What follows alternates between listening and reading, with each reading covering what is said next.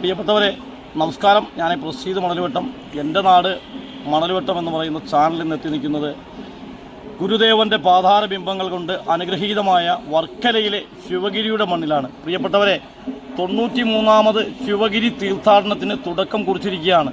കേരളത്തിൻ്റെ വിവിധ ഭാഗങ്ങളിൽ നിന്നും ശിവഗിരിയിലേക്ക് ഒഴുകിയെത്തിക്കൊണ്ടിരിക്കുന്ന ലക്ഷോപലക്ഷം ഭക്തർക്ക് ആദ്യമേ തന്നെ എൻ്റെ നാട് മണൽവട്ടം എന്ന ചാനലിൻ്റെ പേരിൽ ആശംസകൾ അർപ്പിക്കുന്നു.